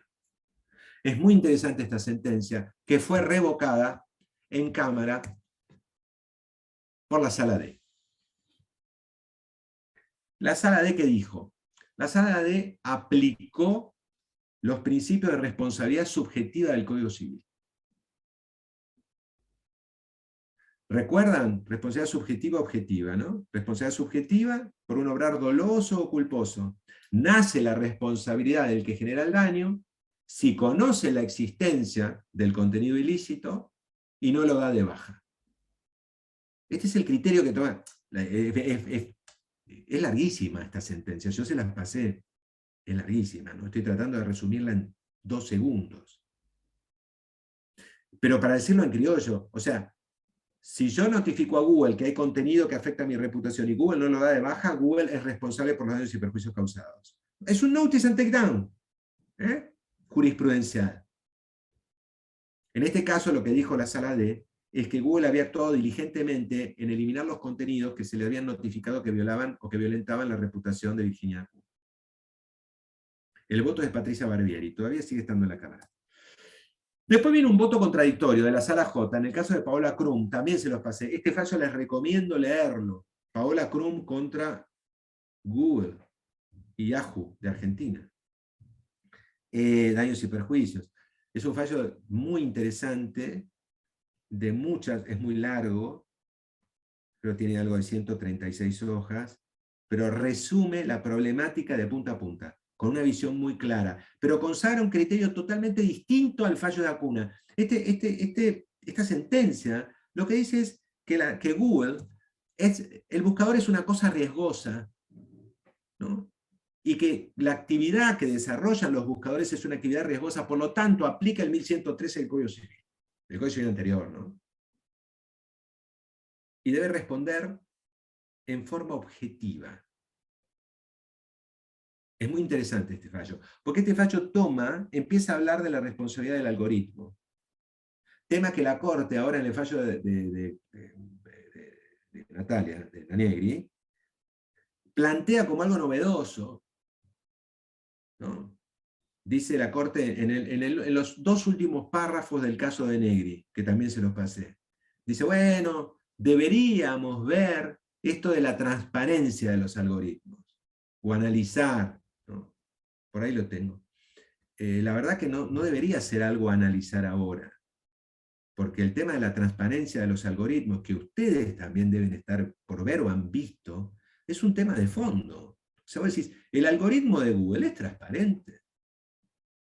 O sea, realmente no induce, no discrimina, no. Sí, induce. Si ahora con esto de Cyber Monday, no sé si vieron lo que es, una cosa que vos buscás porotos y a los 2 minutos en Google tenés porotos en todas las redes sociales. O sea, hay una inducción, hay una vinculación, sin duda. Bueno, este es el criterio que toma la Sala J. Bueno, después hay otro tema con las imágenes que no vamos a llegar a verlo. Estos son dos fallos interesantes también. Jessica Sirio contra Google y Evangelina Carroso contra Google. Los dos están comentados, los he comentado en la ley por si les interesa leerlo. La verdad que los fallos son interesantes porque plantean la cuestión de género, que tan de moda se ha puesto ahora. Ya la Sala L lo toma en cuenta, estas dos sentencias. Esta Jessica Sirio, esta Evangelina Carroso, que tomó fama, recuerdan, con esta cumbre. Miren, el Lula era presidente, miren que ahora vuelve a ser presidente. Ahí está Kirchner, Lula, y este es el expresidente de Uruguay. En este caso, la Sala L dijo que Google debía pagar los daños y perjuicios a Jessica y a Evangelina, relacionándolas al sitio de prostitución, porque al relacionarlas al sitio de prostitución, afectaba el género en los términos de la Convención Belén do Pará, ratificada por Argentina, por supuesto, por ley. Bien, después de todas estas idas y venidas, les estoy contando muy rápidamente, pero tenías muchos fallos que aplicaban responsabilidad subjetiva y otros fallos que aplicaban responsabilidad objetiva. Esto es una gran confusión de las distintas salas de la misma Cámara Civil, que deberían haber convocado un plenario, que no convocaron. Este es mi libro, no me hace lo que yo dije, lo que yo pensaba, hasta llegar a la Corte. ¿Y qué dijo la Corte? Bueno, la verdad es que la Corte tomó un criterio bastante, les diría, similar al que yo había escrito en el libro. Pero para mí tiene una crítica. Primero, la Corte tomó el criterio, esto quizás como resumen vale tenerlo en cuenta. La Corte dijo que en los casos que estamos mencionando, los famosos casos que estamos mencionando, de afectación del derecho a la libertad de expresión, de afectación de la reputación por parte del actuar de los buscadores, están en conflicto, por un lado, la libertad de expresión y por otra parte el derecho al honor. En el caso de las modelos, no hay libertad de expresión posible. ¿Qué libertad de expresión hay en vincular a Valeria Massa a un sitio de prostitución? Yo no entiendo. O sea, ¿de qué libertad de expresión me hablas? Bien, pero evidentemente en otros casos sí se afecta la libertad de expresión. Entonces, este es el primer criterio que toma la Corte. Dijo la Corte que corresponde juzgar la responsabilidad de los buscadores por las normas de la responsabilidad subjetiva, o sea, la Corte decide, deja de lado la objetiva y aplica subjetiva. La Corte dice que los buscadores no están sujetos a la obligación de monitorear contenidos que se suben a la web. Esto es cierto, O sea, los buscadores no podrían monitorear y ver todo el contenido que existe en la web que afecta a la reputación de la gente y juzgar que esos contenidos afectan a la reputación de la gente, porque tendrían que estar, o sea, es una tarea casi imposible. Esto es razonable y está en la línea de la legislación europea. Dice la Corte que los buscadores responden por los contenidos estos que afectan la reputación de la gente cuando hayan tomado conocimiento efectivo de la ilicitud del contenido y no actúen diligentemente para bloquear el acceso al mismo.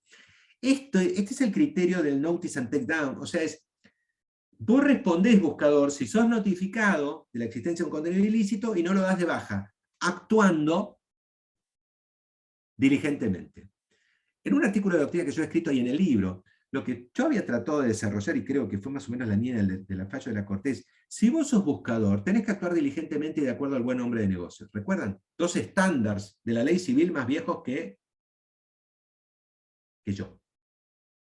Entonces, el actuar diligente, ¿qué supone? Merituar razonablemente lo que te están diciendo, y si el planteo es razonable, lógico y se sustenta en principios jurídicos, y yo lo que había escrito es, el buscador tiene plata para pagarle a millones de abogados, que los abogados puedan merituar si el pedido que se está haciendo afecta o no afecta a la libertad de expresión y si hay que dar de baja un contenido o no. Este es un poco el criterio que toma la Corte. Ahora, la Corte avanza un poquito más. Y lo que dice es, bueno, pero para vos notificar que haya un contenido que afecta tu reputación en Internet, ¿tenés que notificarlo vía medida judicial o tenés que alcanza una simple notificación? La Corte dice que alcanza una simple notificación siempre que el contenido sea manifiestamente ilícito. Y acá la pregunta es, ¿y qué es un contenido manifiestamente ilícito? Y la Corte hace una descripción, queridos amigos, ¿cómo decirles? Ejemplificativa. Dice que un contenido es manifiestamente ilícito en los casos de pornografía infantil, lo cual es obvio, ¿no? Supongamos, ejemplo, si yo tengo un sitio de pornografía infantil con el médico del Garraham, donde el tipo compartía en ese sitio fotos de chicos menores de edad desnudos, es un sitio de pornografía. Entonces la pregunta es, ¿hay alguna duda de que ese contenido es ilícito? No. ¿Hay alguna duda de que Google lo tiene que dar de baja? No. Ninguna. También la Corte dice que, otro ejemplo, ¿no? El contenido es ilícito, manifiestamente ilícito, por ejemplo, cuando hagan apología del genocidio. Ilógico, del racismo o de otra discriminación. Esto aplica al ejemplo que yo les decía antes, ¿recuerdan? De los grupos de opinión discriminatorios antisemitas en Facebook. O sea, ¿hay alguna duda de que si yo notifico a Facebook de que hay un grupo que dice que hay que matar a todos los judíos, hay que darlo de baja a ese sitio? No, no hay ninguna duda. ¿De qué libertad de expresión me hablas? Si estoy hablando de asesinar a seres humanos. Esta es la línea del criterio que sigue la Corte. Pero donde me parece que la Corte no da una solución, que creo que de hecho después la práctica demostró que no la dio, es que el contenido es ilícito, aquellos contenidos que importen una lesión contumeliosa al honor. Repito, es ilícito un contenido que implique una lesión contumeliosa al honor. La pregunta es, cuando salió el fallo, me acuerdo que salí de tribunales y lo primero que dije es, ¿qué es contumelioso? Contumelioso es algo manifiesto, grosero, evidente, patente. Entonces, que es algo subjetivo, yo puedo considerar que si dicen que Fernando es un estafador en Internet, implica una lesión contumeliosa a mi honor, y entonces le pido a Google que lo dé de baja, y Google va a decir, no, la libertad de expresión, no es contumelioso esto, es semicontumelioso. Entonces, no lo damos de baja. En la práctica sucede eso. Nada es contumelioso para Google, y sí es contumelioso para la gente. Si es por ese criterio, Twitter hace 10 años debería ser cerrado y los creadores con 20 sentencias de cadena perpetua. Ahí no te entendí, Martín, eso. ¿Querés aclararlo? Habilitar, pero deben ser por los comentarios en Twitter, viste que es más hatero sobre discriminatorio, y como sí. que hay más libertad en todo caso de las expresiones que sucedan. Había muchos comentarios, viste eso es lo que acaba de decir Martín. Ok. Bueno, vos sabés, Martín, que hay un proyecto de ley en Estados Unidos del senador Wyden, que precisamente el tipo propone penas de prisión a los CEO de redes sociales, como Twitter. Y te digo que es para pensarlo, Martín, ¿eh? Por eso me encantaría que hables vos, Martín. No sé si o pregunten Habilitemos, si se Martín. quieren disputar. Y en eso Pero vos imaginás, viste que siempre sí, el modelo, decíamos, un modelo europeo muy regulatorio y protección de datos, un modelo chino más estadocéntrico y un modelo americano más de mercado. Ese siempre era el modelo que decíamos. Pero ¿no estás notando que los Estados Unidos está empezando? Han habido acts que empiezan a restringir, y sobre todo después de Cambridge y las visitas, las doble visitas que hubieron durante 2 años seguidos de los CEO de las redes en el Congreso americano, una perspectiva distinta. absolutamente, Mario, totalmente. Sí, de hecho, recordemos la ley de privacidad del Estado de California, recordemos que ya se está debatiendo un proyecto federal de ley de protección de datos a nivel nacional en los Estados Unidos, cosa que antes, viste, la Era privacidad impensado. era impensada. Sí, creo que sí, que hay una tendencia clara. Y que hay muchos... ¿Sabes qué? También lo que creo es que hay una cuestión política, Mario, porque yo creo que tanto los demócratas como los republicanos se quedaron enojados con las redes sociales. Y este enojo después se traduce en el Congreso. Y la forma de penalizar, ¿cuál es? ¿No? El enojo. Te saco una norma que te jorobe la vida. Claro. Fíjate que, por un lado, los demócratas utilizaron Facebook para llegar al poder con Obama. Y le fue muy bien. Pero después, esto lo hablé con un tipo en los Estados Unidos, que el razonamiento me parecía bastante lógico. Pero después, los demócratas se quedaron muy enojados porque las redes sociales y las fake news, de lo que vamos a hablar ahora, fueron utilizadas, o sea, Facebook fue Claro, utilizado con los correos de Hillary. con los correos de Hillary, tal cual. Claro. Entonces, al principio estaban contentos, después estaban enojados. Y los republicanos estaban contentos al principio porque ¿te acordás que facilitaron de alguna manera que Donald Trump llegara al poder a través del dinero que pusieron los rusos a través de las redes sociales? Pero después se enojaron mucho cuando a Trump le cortaron la voz y lo censuraron y le cerraron Twitter y Facebook como consecuencia de los ataques del Congreso de los Estados Unidos, ¿no? ¿Qué pensás de eso, de paso? Una empresa de redes cerrando un usuario, digamos, en este caso el presidente. Mira, es buena, Mario. Yo lo escribí esto en la Nación. A mí me parece contradictorio. Es borrar con el codo lo que escribí con la mano. O sea, si vos sos el paradigma de la libertad de expresión y decís nosotros respetamos la libertad de expresión, es lo más importante para nosotros, las redes sociales estoy hablando, ¿no? Twitter, Facebook. Pero por otro lado, cuando hay un ataque al Congreso, vos lo dejás sin habla al presidente, era el presidente electo en ese momento y todavía vigente. O sea, Biden había ganado, pero no había asumido el poder. Entonces, decís, me parece contradictorio. O respetás la libertad de expresión o no la respetás, pero no a veces sí, a veces no. ¿Qué criterios objetivos se podrían utilizar para probar que efectivamente hubo una lesión contumeliosa al honor? Criterios objetivos para una lesión contumeliosa al honor. Es buena tu pregunta.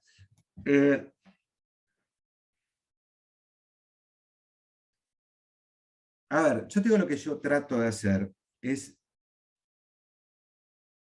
lo que está preguntando una persona que no recuerdo el nombre, era qué criterios objetivos podés tomar para probar que hay una lesión contumeliosa al honor. Yo creo que podés utilizar prueba documental, por ejemplo. Si hay un tipo que fue procesado, hay 2 casos en la corte ahora de estos, y después fue sobreseído con un sobreseimiento definitivo, pero vos lo googleás al tipo y los resultados de búsqueda de Google dicen que ese tipo es un delincuente porque estafó, por ejemplo, y está procesado, por ejemplo, pero Google, esa información es desactualizada y como tal es falsa, porque la realidad es que un juez con sentencia firme, lo sobreseyó definitivamente esa persona. Ergo, ¿cuál es el criterio objetivo? Prueba documental, sobreseimiento definitivo en sede penal de ese tipo. Testigos, otra prueba, otro criterio objetivo. Vos probás con testigos que dicen que este tipo es estafador, probás en el juicio que no es tipo de estafador, es tipo de negocio, pero no estafó a nadie. A ver, tenés que utilizar los medios de prueba tradicionales, lamentablemente, e ir ajustándote, pero te reitero, mi querido, no sé quién preguntó. Ahí Matías. Mati. Pero la realidad, Matías, es que esto lo vas a tener que ofrecer en el juicio, ¿no? Porque Google no te va a dar bolilla con ninguno de estos argumentos. Fer, ahí tenemos otra pregunta que es, Sí. si las empresas de hosting de páginas web y que tienen sobre sitios que están subidos en sus servidores, tienen la misma responsabilidad de Google como buscador. Los que hostean que el buscador, digamos. Mirá, es buena esa pregunta. Para mí sí. A ver, los podés llevar a la demanda, pero es un poquito más tirado de los pelos. Recordemos lo que es el hosteo, ¿no? El alquiler del servidor para que vos cuelgues tu página. Si el tipo que creó la página es un anónimo, como el caso del sitio de Gatitas, pero hosteó en tal lugar, y yo lo llevaría a la demanda. No creo que prospere, porque el tipo está prestando un servicio, en definitiva. Ahora vos me decís, a ver, desde mi punto de vista, objetivamente yo creo que no es responsable. O es un poquito tirado de los pelos. Ahora, bueno, vamos al aspecto práctico, sos abogado, estás ejerciendo la profesión y bueno, lleva la demanda. Y vemos. Ok. Yo te quiero preguntar un tema que siempre venimos charlando sobre los términos y condiciones, más allá de la aceptación de clic de esos términos, cómo fueron evolucionando en las redes sociales con términos más estrictos, extensísimos siempre, que después terminaron haciendo, yo le decía, como una legalidad por default, porque al final te ponían que si todos estos términos eran, digamos, contrarios a las leyes vigentes del país de donde sos, tenerlos por no escrito, digamos. ¿Qué pensás de esos modelos, ¿no? De evolución o no? A vos que te ha tocado litigar, porque a vos te toca litigar y términos y condiciones la gran variable. Sí, sí, tal cual, sí. Mirá, yo creo que ha habido una evolución. En su momento, en el 2010, me tomé el laburito, Mario, de analizar los términos y condiciones de Facebook en ese momento. Y hay un artículo escrito en la ley que se llama La responsabilidad civil de las redes sociales, en el diario La Ley. Creo que es del 2010. Donde precisamente yo creo que hago una crítica sobre esos términos y condiciones que, como vos bien decís, se aplican, o sea, se aceptan con un clic. Y en definitiva es una gran bolsa de exención de responsabilidad que desde mi punto de vista también es impugnable y nula, de nulidad absoluta, porque aplicando los principios de defensa del consumidor y en las normas, el código, la norma de protección del consumidor, son cláusulas abusivas. O sea, esa cláusula de decir, yo no tengo nada que ver, si se genera un problema para vos, yo no tengo nada que ver, que está escrito, tomen nota, siempre piensen esto, cuando ustedes ven, ya sea en cualquier plataforma, sea una red social o Airbnb o Booking o lo que sea, la exención de responsabilidad, o Uber, la exención de responsabilidad está escrita en letra mayúscula, que no es casualidad, es como decir, che, si pasa algo con el Uber, yo no tengo nada que ver, flaco. Esta es la síntesis, ¿no? Ahora me decís, ¿hubo una evolución en los términos y condiciones? Sí, yo creo que hubo una evolución positiva, por ejemplo, en el caso de Facebook respecto de contenido que afecta a menores de edad, y bueno, todo lo que está involucrado mujer y menores. No creo que haya habido una evolución en cuanto a la manipulación de datos. Porque todo lo que es, digamos, el uso, la cesión de uso indefinido y de por vida de tus imágenes, cuando vos, las imágenes que vos subís a Facebook, eso sigue estando. No se ha restringido Okay. en algunos aspectos. En otros aspectos sí se ha mejorado. La verdad que no he hecho un escaneo hoy actual de foto de hoy y comparativo de lo que era 2010 y hoy, pero por lo que he ido leyendo... ¿Y hay jurisprudencia que haya determinado abusiva esas cláusulas? Yo creo que sí. ¿Sabés qué? Lo tendría que buscar, pero en Airbnb estoy casi seguro. Sí, sí. En Airbnb sí. Sí, mirá Eh, la hiperactividad. Te acabo de mandar por WhatsApp un fallo que sale en Diario Judicial sobre que un tribunal de La Rioja acaba de declarar imprescriptible la violencia en las redes, que no mirá, prescribe porque declara que la mujer que fue sometida a violencia estaba en situación de vulnerabilidad. Te lo acabo de pasar, me parece que está sí, sí, bueno. lo estoy viendo acá, qué copado. En Gracias, línea, en gracias. línea. Sí, no, eso está buenísimo, ¿ves? Bueno, muchas gracias. Bueno, Gran tema. Te digo que tenemos más tiempito porque están tenemos un todos poquito más de tiempito. explotados. Sí, Dale, está dale. explotado esto, así 10 que minutitos, dejemos 10 por... Sí, minutitos dale, más dale, y dale, no dale. los quiero dormir. Pero yo creo que más o menos queda claro el planteo de la cuestión, ¿no? La protección de derechos personalísimos en la ley y lo que hemos analizado, y cuál es la responsabilidad de Google, y hablo de Google, de cualquier buscador, cuando es utilizado como intermediario para violentar esos derechos personalísimos. Lo que dijeron los distintos fallos de la Cámara Civil, lo que dijo finalmente la Corte, y ese gris que queda con la frase que importen una lesión contumeliosa al honor, que en la práctica para Google nada es una lesión contumeliosa y para la gente sí, entonces termina judicializándose todo como siempre. Y en definitiva es más trabajo para los jueces y más laburo para la justicia, cuando, reitero, me parece que los buscadores deberían tener una actitud proactiva para darle soluciones a la gente sin necesidad de tener que judicializar. Este fallo, lo comento, simplemente hubo otros posteriores al de la Corte de Belén Rodríguez, que es el que les comenté antes. Este es el de la Nadia Mayorana, que Google arregló y pagó. Es interesante porque lo que planteó es que el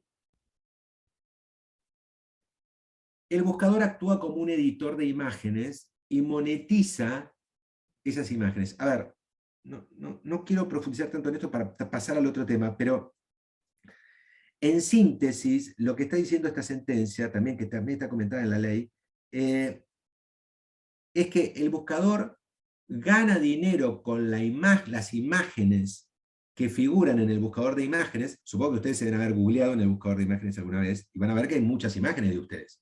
Una imagen de Mario dando una conferencia en la corte, con, no sé, en una reunión de magistrados, distintas imágenes.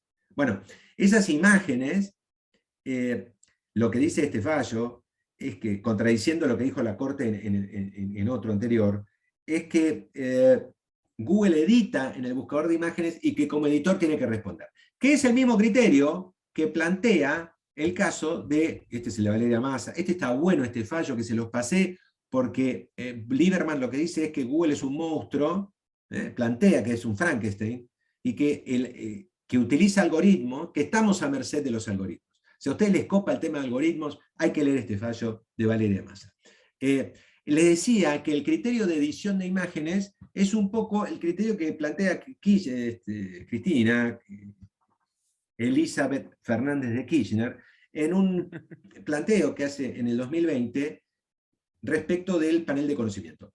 ¿Qué es el panel de conocimiento? Es ese cuadradito que les aparece en el margen derecho cuando ustedes googlean, supónganse a Gandhi, y aparece un margenito, un cuadradito donde dice que Gandhi fue bla, bla, bla, bla, bla, bla. Bueno, cuando ustedes ponían Cristina Kirchner, en el panel de conocimiento decía que era la chorra más grande de la nación. Bueno, Cristina inició una medida de prueba anticipada donde solicitó, creo que se las pasé también, y si no se las paso, donde solicitó a Google, o mejor dicho, que un perito informático constate en los servidores de Google en los Estados Unidos por cuánto tiempo esa leyenda había aparecido en el panel de conocimiento editado por Google, para que Google responda en un juicio ordinario posterior por los daños y perjuicios causados a su reputación. Bien.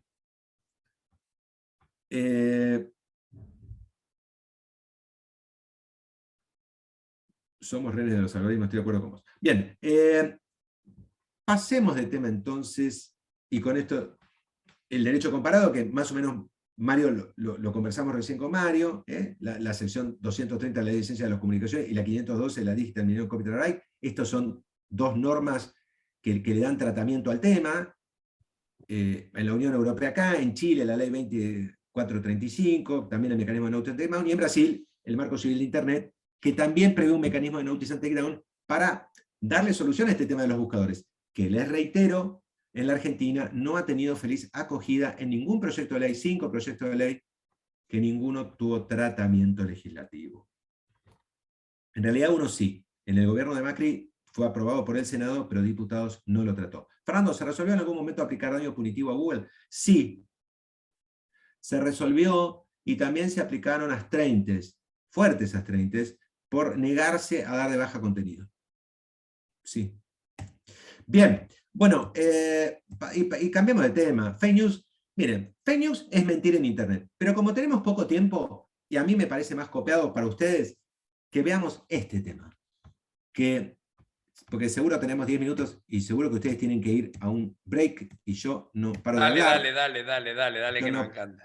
paro de hablar y bueno, entonces paso lo de fake y entremos al derecho al olvido. Porque esto es más actual. O sea, esto tiene un fallo de la Corte de hace 2 meses atrás, ¿no? Por eso escribí el libro. A ver, no fue casualidad que escribí el libro, lo hice a propósito.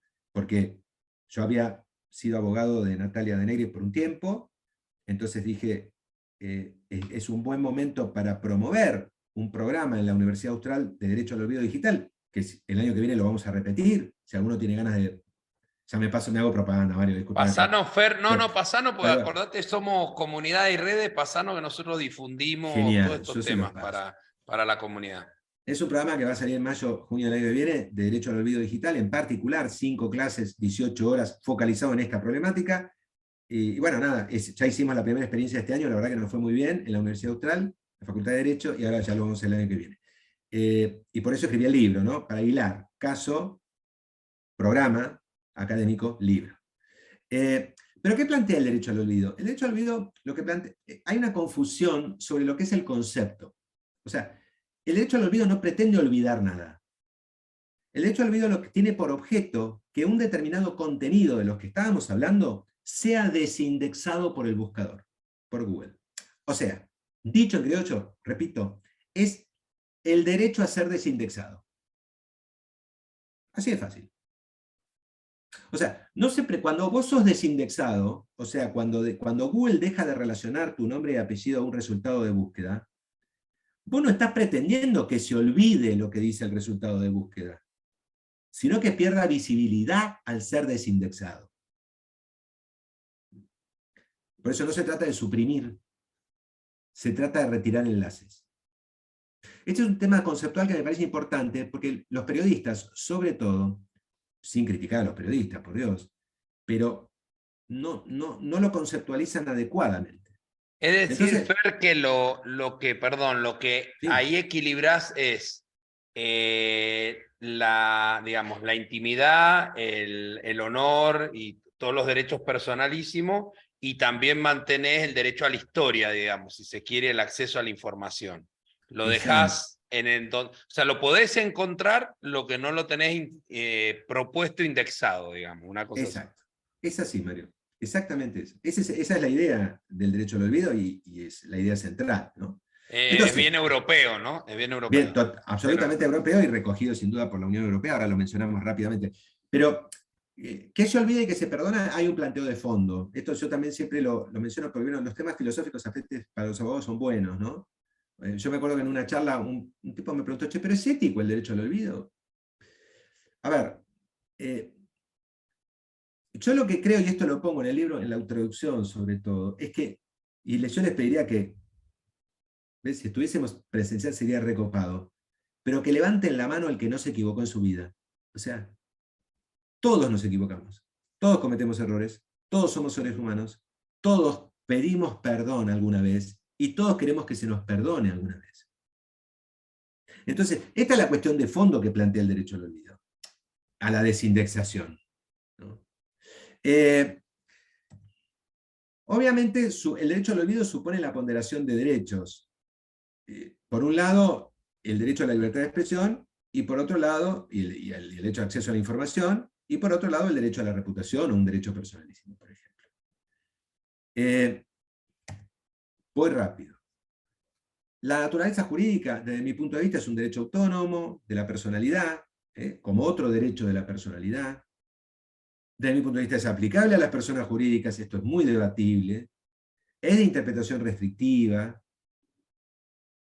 no puede ser considerado un derecho absoluto, y es un derecho constitucional implícito. Y acá hay un artículo muy interesante de Pablo Minili, del derecho al olvido, del derecho de este año, donde trata este tema.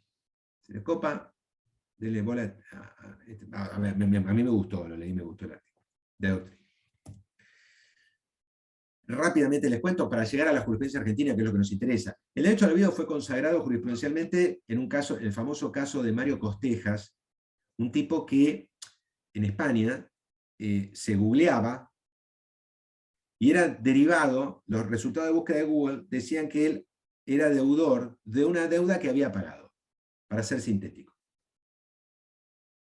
Entonces, lo que hizo el Tribunal Supremo de la Unión Europea, en el caso Google Spain, se llama Google Spain, pero en rigor la verdad era Mario Costeja González contra Diario La Vanguardia, porque la noticia que decía que era deudor, en realidad era un edicto judicial, por un remate por una deuda de seguridad social.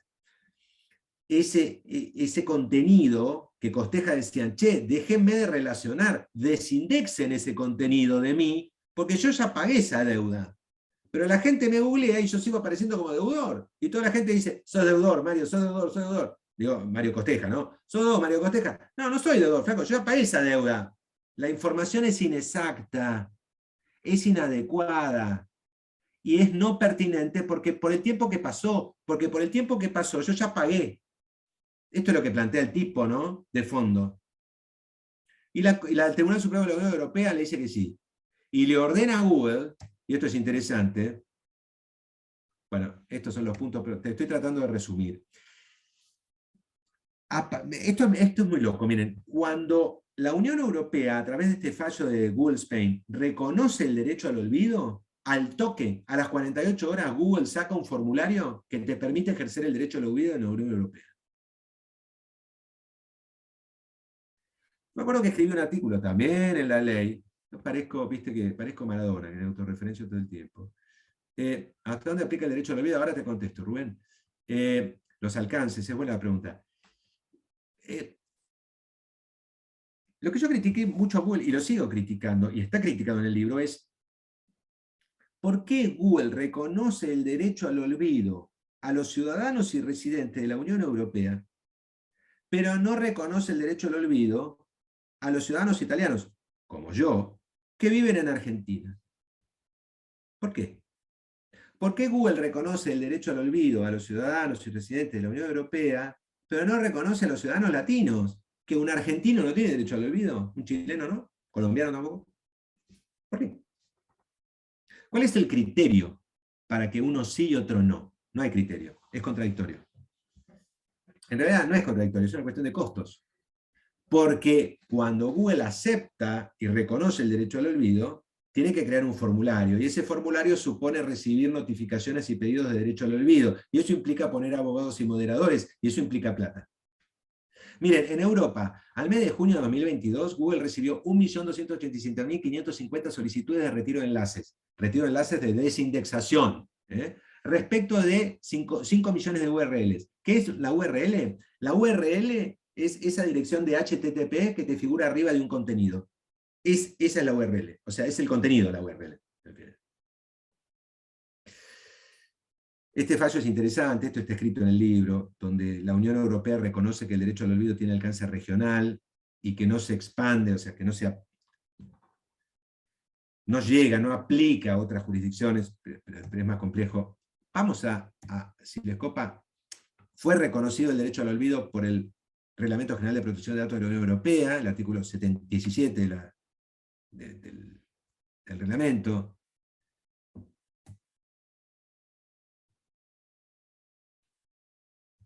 Y vamos a la jurisprudencia argentina.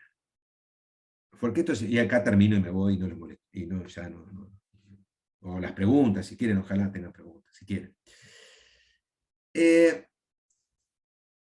Este derecho a ser desindexado, esto es, a que Google deje de relacionarte a vos a determinados resultados de búsqueda, que pueden ser falsos, o inadecuados, o antiguos, o con información de dudosa verosimilitud, fue planteado en la jurisprudencia local. Este caso es muy interesante, y si no se los pasé, se los paso. Es el de Natalia Pompilio contra Google Inc. Natalia Pompilio es la hija de Pompilio, el ex Pedro Pompilio, el ex presidente de Boca Juniors. Cuando vos lo googleabas a Pedro, aparecía, falleció este señor. Cuando vos lo googleabas, los resultados de búsqueda decían que él había fallecido en una situación media confusa con Jessica Sirio. Y la realidad es que eso era mentira. Entonces lo que solicitó la hija es, post-muerte del padre, a través de una vía data, esto es, aplicando las normas de la Ley de Protección de Datos de la República Argentina, requirió a Google que suprimiera esos contenidos, que dejara de vincularlos a su padre muerto. Y la justicia reconoció el derecho al olvido en este fallo. Justicia de la Cámara Civil y Comercial Federal. Y Google no apeló, no llegó a la corte. Ya terminó, ya terminó, porque ya le veo algunas caritas que están agotados y que necesitan un Dale, tranqui, dale. Hay otro fallo interesante, que hoy todavía está en la corte, que es el de Becci contra Google. Este señor fue indultado, este es un caso interesante. Este señor fue abogado de Cabezas, recuerdan de Cabezas, ¿no? El crimen de Cabezas en Pinamar. Este señor fue abogado de él, después fue abogado de Eduardo Duhalde, y fue condenado por estafar a una señora y a su hija por la justicia penal nacional. Sin perjuicio de ello, Duhalde después lo indultó y lo absolvió. Como consecuencia del indulto vino un sobreseimiento definitivo, ¿no? Respecto de esta causa penal. Lo que planteó este señor, y hoy está en la corte dando vuelta por las vocalías de la corte, es que se deje de relacionar su nombre y apellido a resultados de búsqueda en los cuales dicen que él estafó a una menor paralítica de su familia, porque dice que que ese contenido es desactualizado y falso porque él fue sobreseído, como consecuencia de un indulto de Duhalde. Temazo. Temazo. Temazo. La condena está firme. Tal cual. El indulto, la condena es condena, ¿no? Tal cual, Mario. Por eso me parece, Mario, por eso la verdad que yo creo que la Corte, este tema, si vos entrás a la página, esto está disponible, miren, si ustedes entran a la página del Poder Judicial, van a ver que está dando vuelta por las vocalías. Pero me parece que no es casualidad que la Corte se haya expedido en este caso antes. Porque evidentemente... Ay, de ese te quería preguntar tanto. Dale el sprint final con esto. Este caso, que con esto terminamos, este caso, el de Natalia De Negri, le va a servir a la Corte para dejar sin efecto el de Becci, ¿no? Para aplicar el famoso, ¿recuerdan el famoso plancha, ¿no? La plancha que dice que no procede el recurso extraordinario. Este caso de Natalia De Negri, que tuvo bastante visibilidad este año, ¿qué pasa? Esta chica, ustedes recuerdan, estuvo vinculada al caso Coppola en la década de los 80, para los que son más jovencitos, Coppola era representante de Maradona, estuvo vinculado supuestamente al tráfico de estupefacientes. La realidad es que Natalia estaba vinculada a Coppola y a Tarantini, al Conejo Tarantini, que fue jugador de fútbol Mundial 78 Argentina.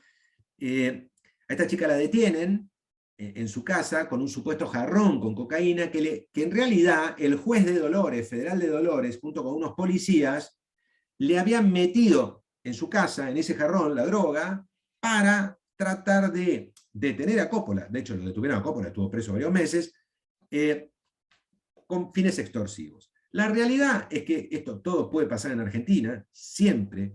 La realidad es que tanto el juez como los policías terminaron presos y Coppola terminó absuelto, y por supuesto Natalia De Negri no tenía nada que ver. Sin perjuicio de ello, de que esta señorita no tuvo nada que ver con ese tráfico de estupefacientes y con las cosas que se decían,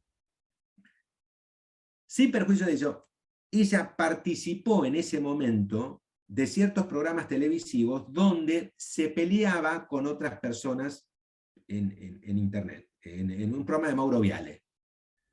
No sé si ustedes recuerdan lo que les estoy diciendo o les parece un chino, pero espero que recuerden, porque por lo menos los que tienen más o menos mi edad tienen que recordar el caso.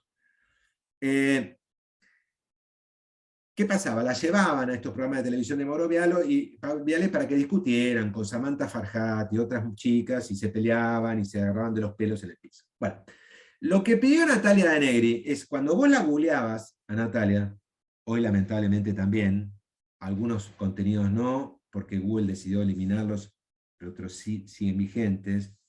Cuando vos la googleabas, ¿qué pasó con Natalia De Negri? Después de esos hechos se fue a Miami. En Miami le fue muy bien. Puso varios restaurantes, hoy es una empresaria que le va muy bien, se ha dedicado también al periodismo, digamos, comunicativo. Le ha ido bien en su vida, muy bien. Personal, tiene 2 hijos, una familia, sin perjuicio de ello. Vos hoy la googleás a Natalia De Negri y en los resultados de búsqueda, por ejemplo, de YouTube, son la pelea. La pelea donde se está agarrando de los pelos con... Entonces yo les pregunto, y volvemos al caso de la joven americana, ¿recuerdan la del tacho de cerveza, perfil de Facebook? Si vos cuando tenías 18 años, te tiraste de los pelos con otra chica en un programa de televisión que te llevaron, pero ahora que tenés casi 55 años, ¿no querés que Google te siga relacionando a la pelea? Entonces, le pedís al señor Google, que es dueño de YouTube, señor Google, dueño de YouTube, por favor, dé de baja la pelea, porque esa pelea no me refleja a lo que yo soy hoy. Pero hoy me googlea un productor que está en New York para contratarme para un programa nuevo de televisión en New York, y el primer resultado de búsqueda es yo a los 18 tirándome de los pelos con otra chica, entonces el tipo dice, no la contrato a esta mujer. ¿Se entiende el fondo del asunto? Bueno, ¿qué dijo la Corte frente a este planteo? Lo que Natalia pretendía era que se desindexaran los contenidos vinculados a la pelea. ¿Qué dijo la Corte? Para mí era un fallo que lo critiqué mucho, está escrito en la ley. Primero, y con esto termino, la Corte no conceptualizó el derecho al olvido. Me parece que perdió una oportunidad histórica, como hizo el Tribunal Supremo de la Unión Europea, de definir qué es el derecho al olvido, conceptualizarlo, cuáles son sus alcances, lo que preguntaba alguien recién por ahí, cuáles son los presupuestos de ejercicio, en qué casos prospera. La Corte perdió esa oportunidad. ¿Qué hizo la Corte? Aplicó doctrina tradicional. Habló de Ponseti y de Balbín, de la libertad de expresión, del caso de Belén Rodríguez, pero de lo que es el derecho al olvido, nada. No les comenté que Natalia De Negri ganó el caso en primera instancia y en segunda instancia, con una sentencia de la Sala H que ordenó desindexar tanto a la pelea como otra canción que ella cantaba que quería hacer que se fuera desindexada. ¿Qué dijo la Corte para sustentar su fallo? Bueno, dijo que Natalia De Negri era una persona pública y que como tal, como persona pública, esto es cierto, recuerdan que los funcionarios públicos, las personas públicas tienen un estándar agravado de libertad de expresión. A ver, por ser personas públicas, tienen menos posibilidad de reclamar por su privacidad, para decirlo fácil. También podemos considerar que Natalia es una persona pública. Sí, porque es periodista y porque trabaja en televisión en los Estados Unidos. Ahora, lo que yo considero, y esto me parece una crítica sustancial del fallo, que es cuál es el interés público, histórico, periodístico, cultural, que existe en seguir vinculando a la actora Natalia De Negri con una pelea que tuvo a los 18 años cuando era menor de edad. Y esto la Corte dice, hay un interés público. ¿Cuál es el interés público? ¿Qué le importa a la gente ver a una chica de 18 años pelearse con otra en un programa de Mauro Viale? ¿Cuál es el interés histórico, periodístico o cultural menos? Bien, segunda crítica del fallo. La Corte dice que no se afectó al honor porque se había difundido información veraz. Y fíjense lo que dice la Corte. Y el carácter desagradable de los contenidos no puede depender de gustos subjetivos o sensibilidades del tribunal. Traducido, está diciendo, Y un juez no puede decir si un contenido es sensible o no le gusta. Y yo me pregunto, si no es un juez, ¿quién lo va a hacer? ¿Quién va a valorar? Sí.